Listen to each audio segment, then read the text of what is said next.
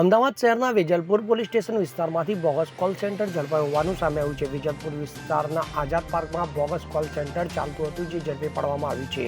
જે વેજલપુર પોલીસે સિલિકોન વેલીના મકાનમાંથી ઝડપી પાડ્યું હતું। તો કોલ સેન્ટર દ્વારા અમેરિકન નાગરિકોને લોન આપવાના બહાને છેતરપિંડી કરવામાં આવી હતી, જેને લઈ પોલીસે 5 આરોપીઓની ધરપકડ કરી છે। તો આ સાથે 10 ફોન અને 3 લેપટોપ પણ જપ્ત કર્યા છે। તો મુખ્ય આરોપી શહેજાદ શેખ તેના મકાનમાં બોગસ કોલ સેન્ટર ચલાવતો હતો। વેજલપુર પોલીસે શહેજાદ શેખ, કલ્પેશ ગર્ગ, આદિલ ખાન પઠાણ, શાહબાઝ કાયમ ખાની તથા જૈદ બિલાલ અંસારીની ધરપકડ કરી છે। તો આરોપીઓ ટેક્સનો એપ્લિકેશનથી લોન માટે અમેરિકન નાગરિકોને ફોન કરતા હતા અને VPN દ્વારા લોકેશન છુપાવીને મ્યુચ્યુઅલ નંબર દ્વારા ફોન કરતા હતા। તો અમેરિકન કંપનીના અધિકારીને ખોટી ઓળખ આપી લોનની વાત કરીને અમેરિકન નાગરિકો સાથે ઠગાઈ આચરતા હતા। તો લોન પ્રોસેસના નામે અમેરિકાના નાગરિકો પાસેથી પૈસા પડાવવામાં આવ્યા હતા। તો લોન પ્રોસેસની ફી પેટે USDT અને ગિફ્ટ કાર્ડ ખરીદી કરાવીને તેને રોકડમાં નાણાં મેળવી લેતા અને છેતરપિંડી આચરતા હતા। તો વેજલપુર પોલીસે 5 આરોપીની ધરપકડ કરી ગુનો નોંધી સમગ્ર મામલે વધુ તપાસ હાથ ધરી છે।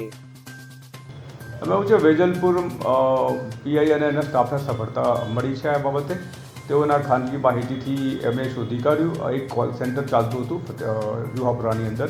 એમાં મેઇન છે શહેજાદ અબ્દુલ કાદિર શેખ કરીને, કે જે અગાઉ બોમ્બે અને જયપુર ખાતે પોતે કોલ સેન્ટર ચલાવી ચૂક્યો છે અને એનો અનુભવ હતો। એની સાથે એના બીજા જે માણસો છે એ છે કલ્પેશ પ્રેમચંદ ગર્ગ, આદિલ સલીમ ખાન પઠાણ, શાહબાજ, અમર અલી, કદર અલી, બિલાલ, રિયાજ, એ બધા માણસો છે એને ભેગા મળીને આ લોકો ગેરકાયદેસર કોલ સેન્ટર ચલાવતા હતા। એક એમણે કેશ અમેરિકન એવી એમણે બનાવેલી હતી, ખોટા અધિકારી તેની ઓળખ બનાવી હતી ને એના આધારે એ લોકો ટેક્સ મેસેજ કરતા હતા એ લોકો દરેકને, અને એ પ્રમાણે કરી અને ત્યાંના જે માણસો છે એને વિશ્વાસમાં લઈ અને છેતરપિંડી કરતા ખોટી રીતે પૈસા ટ્રાન્સફર કરતા હતા।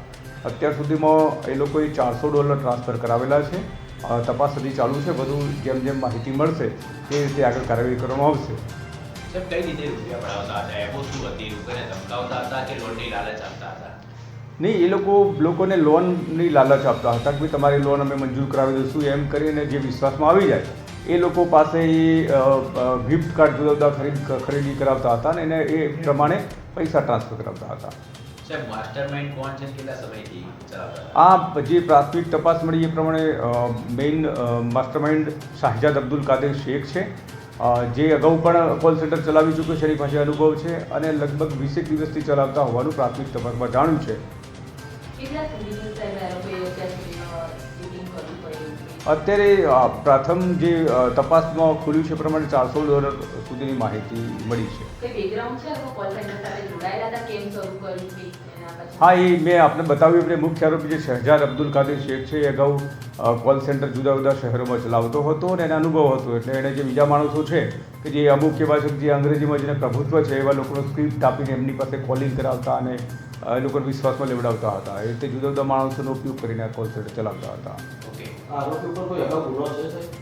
અત્યારે તપાસ ચાલુ છે, કારણ કે જે આરોપીઓ છે એ પૈકીના જે મેઇન આરોપી છે શહેજાદ, એના ઉપર ગુનો દાખલ થયેલો હોવાની શક્યતા અત્યારે હાલ રિમાન્ડ ઉપર છે।